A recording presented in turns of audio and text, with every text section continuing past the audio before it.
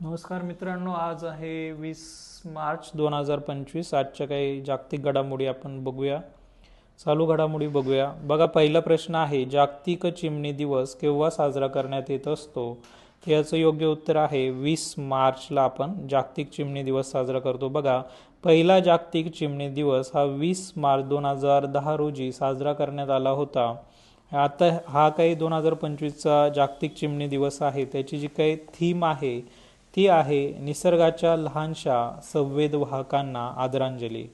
पुढचा प्रश्न बघा, 2025च्या आशियाई चित्रपट पुरस्कारांमध्ये कोणत्या चित्रपटाला सर्वोत्तम चित्रपटाचा पुरस्कार मिळाला आहे? तर याचं योग्य उत्तर आहे all we imagine as light याला पुरस्कार मिळाला आहे.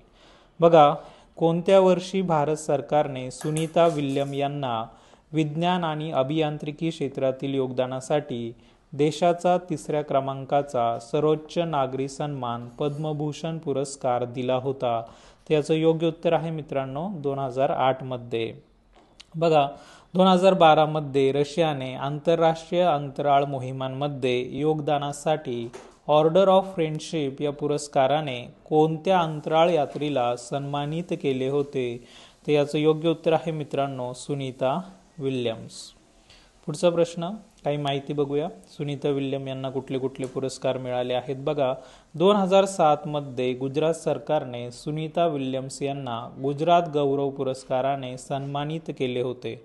2008 IIT कानपूरने डॉक्टर ऑफ सायन्स ही मानद पदवी देऊन विल्यम्स यांना सन्मानित केले होते. 2007 शीख समुदायाने श्री साहेब ही उपाधी देऊन त्यांना सन्मानित केले होते. पुढचा प्रश्न बघूया, आंतरराष्ट्रीय आनंद दिवस दरवर्षी कधी साजरा केला जातो? तर याचं योग्य उत्तर आहे 20 मार्च. बघा, अलीकडेच स्केचर्स या स्नीकर्स ब्रँडने आपला ब्रँड ॲम्बॅसिडर कोणाला नेमले आहे? तर याचं योग्य उत्तर आहे जसप्रीत बुमराह.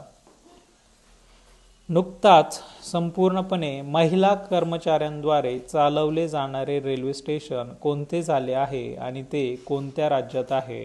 तर तुम्ही बघू शकता, तेलंगणामध्ये असलेलं बेगमपट रेल्वे स्टेशन हे पूर्णपणे जे काही महिला आहेत त्या महिलांद्वारे कार्यान्वित आहे किंवा महिला कर्मचारी हे पूर्ण रेल्वे स्टेशन चालवतात. बघा, भारत आणि फ्रान्स यांच्यातील वरुण नौदल सरावाचा कोणता एडिशन किंवा कोणती आवृत्ती सध्या आयोजित केली जात आहे? तर याचं योग्य उत्तर आहे मित्रांनो 23वी आवृत्ती. बघा, भारत आणि फ्रान्स यांच्यामध्ये वरुण नौदल सराव हा सध्या आयोजित केला जात आहे आणि त्याची 23वी आवृत्ती आहे. बघा, देवेंद्र प्रधान ज्यांचे अलीकडे निधन झाले ते कोणत्या क्षेत्राशी संबंधित होते? याचं योग्य उत्तर आहे मित्रांनो राजकारणाशी ते संबंधित होते.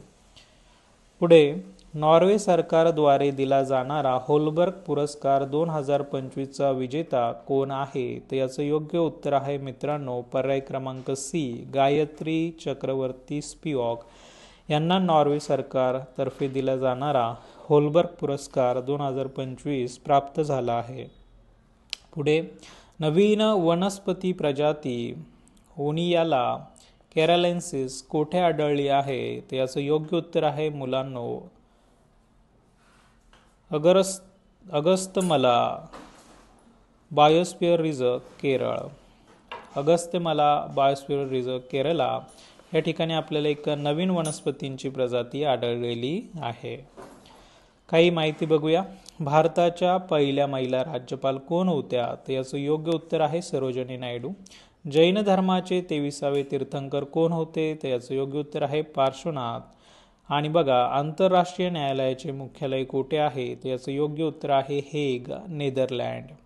मार्च 2025 आंतरराष्ट्रीय ऑलिम्पिक समिती IOC द्वारे 2028 लॉस एंजेलिस ऑलिम्पिक गेम्ससाठी कोणत्या खेळास समावेश करण्यासाठी मान्यता देण्यात आली आहे? त्याचं योग्य उत्तर आहे मित्रांनो बॉक्सिंग.